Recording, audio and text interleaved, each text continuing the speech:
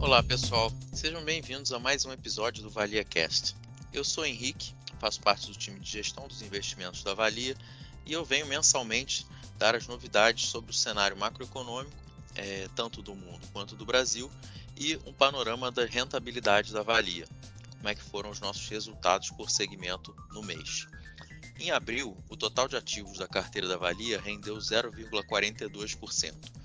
Entrando nos segmentos, tivemos a renda fixa subindo 1,44%, a renda variável teve uma queda expressiva de 10,5%, o segmento de estruturado caiu 2,09%, o segmento de exterior também caiu 4,17%, já o segmento imobiliário subiu 1,04%, as operações com participantes subiram 1,47%. Passando ao pano de fundo do que gerou esses resultados, começando pelo mundo, acho que o mês de abril ele teve três destaques diferentes.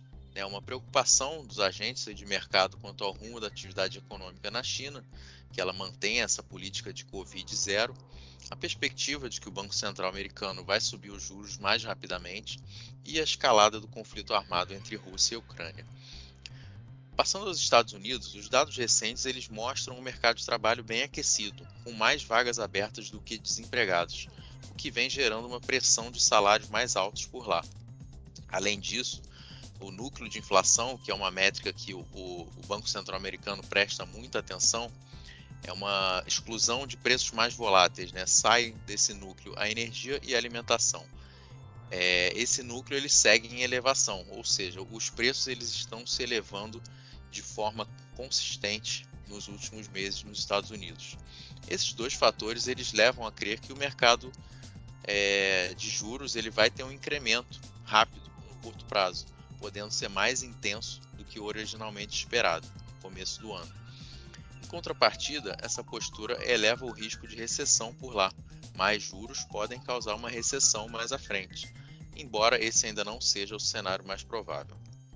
O quadro sanitário na China ele apresentou uma relativa melhora nas últimas semanas, passado o pico de contaminações, mas as restrições de mobilidade, especialmente em grandes centros como Xangai, elas permaneceram em curso.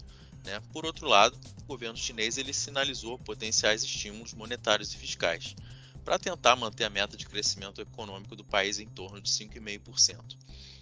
Ao contrário da escalada econômica chinesa, o conflito armado na Ucrânia ele mantém as cotações das commodities em alta, o que promove um movimento de aversão a risco ao mercado de capitais em geral.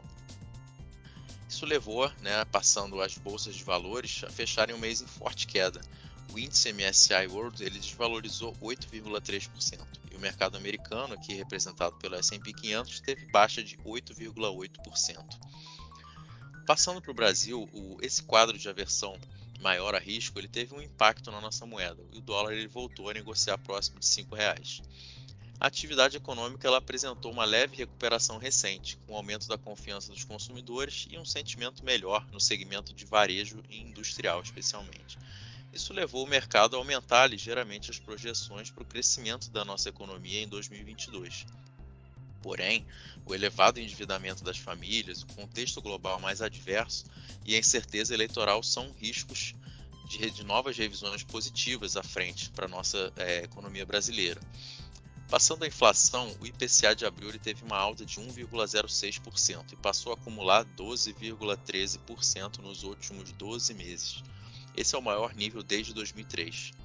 O resultado ele veio ligeiramente acima da expectativa de mercado.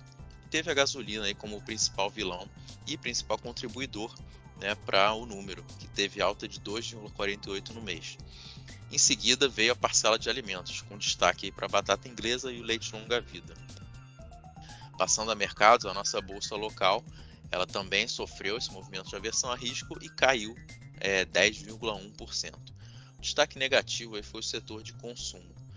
Na renda fixa, as taxas de juros pré-fixadas elas apresentaram uma alta significativa de 63 pontos base, principalmente ali nos vencimentos a partir do ano de 2024. Enquanto isso, as taxas pagas pelas NTN-Bs, que são os títulos atrelados à inflação, apresentaram alta média de 18 pontos base, sendo as maiores nos vencimentos mais curtos, até 2026. Essa alta menor, das taxas das NTNBs indica que o mercado enxerga uma possibilidade de números mais altos de inflação à frente. Era isso por esse episódio, pessoal. Fico no aguardo de vocês para o próximo e um grande abraço.